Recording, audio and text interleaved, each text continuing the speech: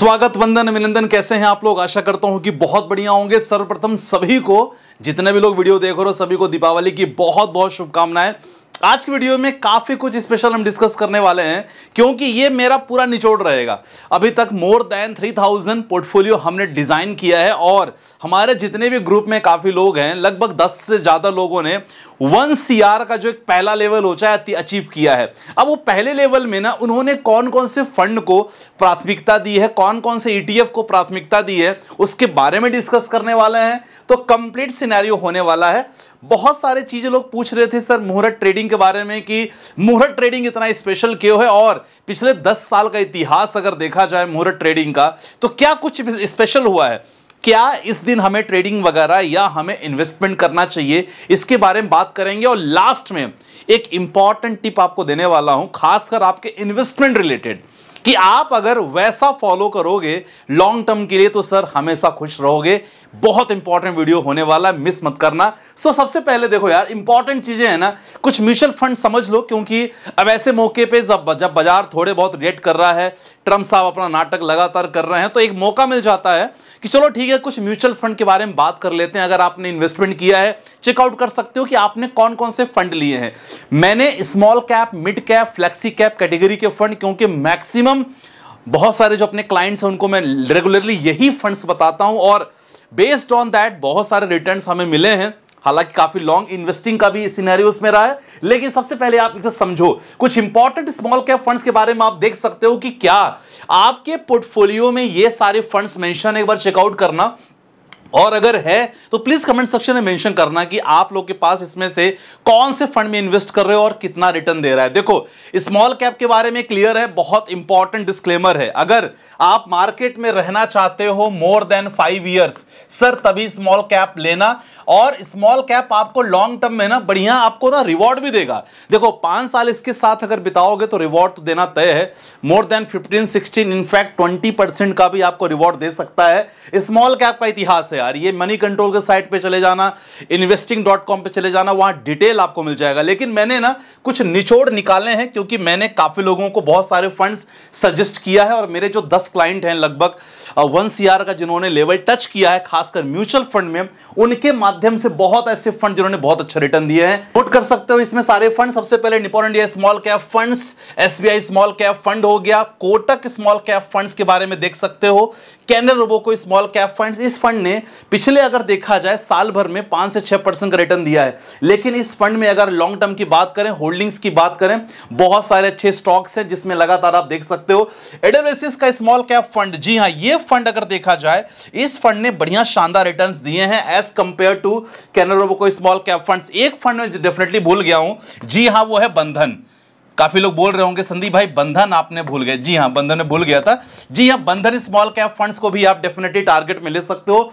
सारे फंड देखा जाए 10 से 12 साल पुराने फंड है। रिटर्न के मामले में यस, साल भर से हम लोगों ने देखा है। मुझे याद है लास्ट दिवाली में जो हम डिस्कस कर रहे थे, उसके बाद डेफिनेटली ट्रम्प का टैरिफ स्टार्ट हुआ, इनका इलेक्शन इनका स्टार्ट हुआ, इलेक्शन के बाद सिलेक्टेड हुए, और इसके बाद जो टैरिफ लगाने का लगातार चालू हुआ कार्यक्रम, हमने ईरान इजराइल के वॉर को झेला पिछले साल भर में, रशिया यूक्रेन के वॉर देख रहे हैं। तो देखो ऐसे कंडीशन में स्मॉल कैप फंड में बने रहना बहुत इंपॉर्टेंट है, क्योंकि इससे निकलोगे ना तो डेफिनेटली थोड़ा बहुत आपको रिटर्न में बहुत ज्यादा वेरिएशन मिल सकता है।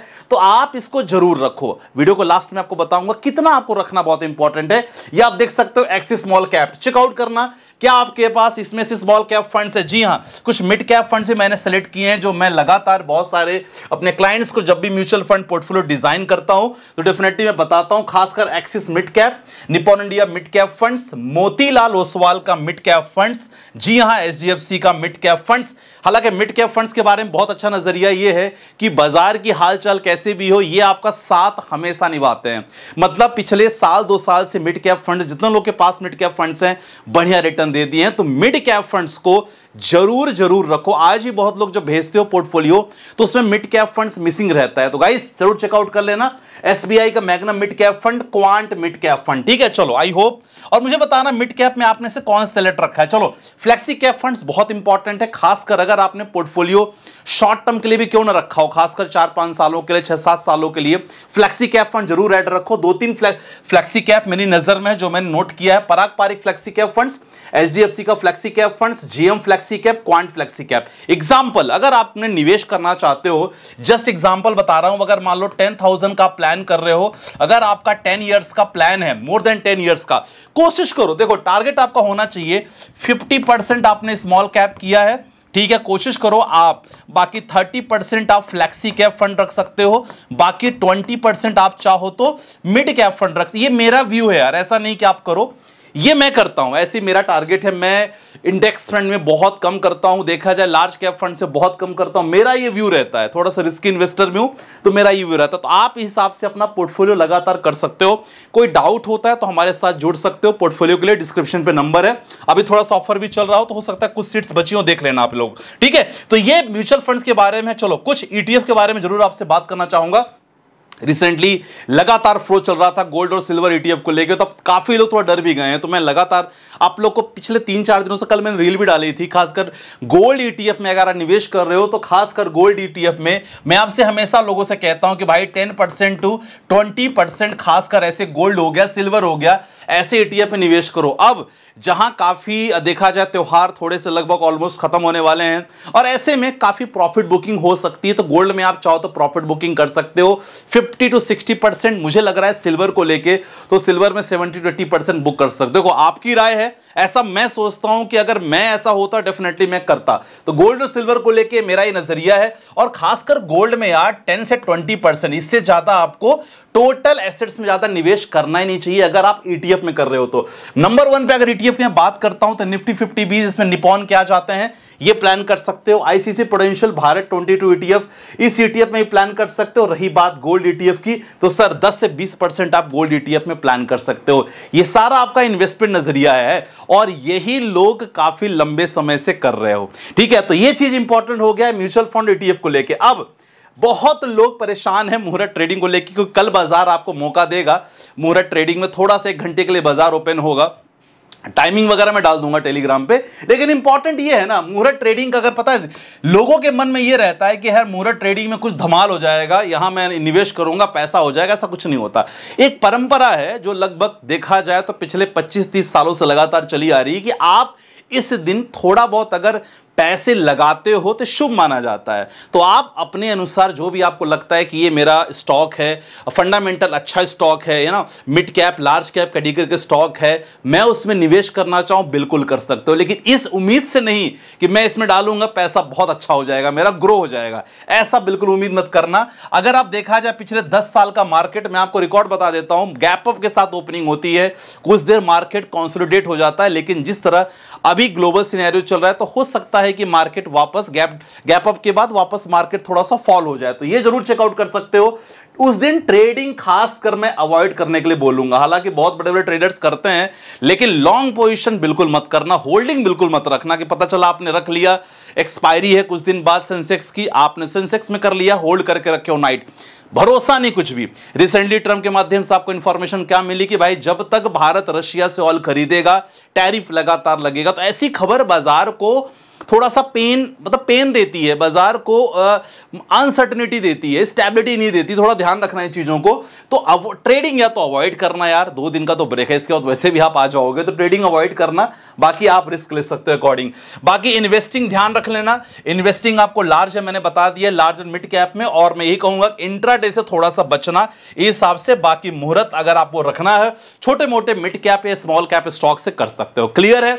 तो कोई ऐसा स्पेशल नहीं होने वाला है आपको लगेगा कि भाई मैं इसमें कर दूं अच्छा हो जाएगा, ऐसा कुछ भी नहीं होता है, ठीक है। बाकी अपने रिस्क पे आप जरूर कर सकते हो। चलो, अब इंपॉर्टेंट है वीडियो का हिस्सा जो मैं लगातार कह रहा हूं, और पिछले साल से नहीं, पिछले 2 साल 3 साल से बात नहीं करूंगा, मैं जब से खुद इन्वेस्ट कर रहा हूं, मैं ये रूल हमेशा फॉलो कर रहा हूं। मैं आपको आज ये रूल बता रहा हूं। जी हां, रूल जो है हमारा 50-20-20-10, ये काफी लोग फॉलो कर सकते हो। और जब भी आपके पास सैलरी आती है, देखो अभी तो एंजॉय का टाइम है, एंजॉय करोगे, लेकिन जब ये त्योहार खत्म होता है तो कहीं ना कहीं ईएमआई और बचत की टेंशन जरूर टेंशन देती है कि अभी कैसे बचत करेंगे, कैसे अपना पोर्टफोलियो बिल्ड करेंगे। ये इंपॉर्टेंट है, इसलिए ध्यान रखना कि जब भी आप निवेश करने का प्लान करते हो, एग्जाम्पल चलो आपकी सैलरी कुछ भी हो, अगर आपकी सैलरी 50,000, चलो मैं ज्यादा बोल दिया, बहुत सारे लोगों की नहीं होगी, तो एक नॉर्मल सैलरी लेके चलता हूं भैया 30,000 में आप 50% कोशिश करो कि भाई मुझे मालूम है डेली घर का खर्चा बहुत सारे रहते हैं, राशन हो गया, सब्जियां होंगे, बहुत सारी चीजें होती है,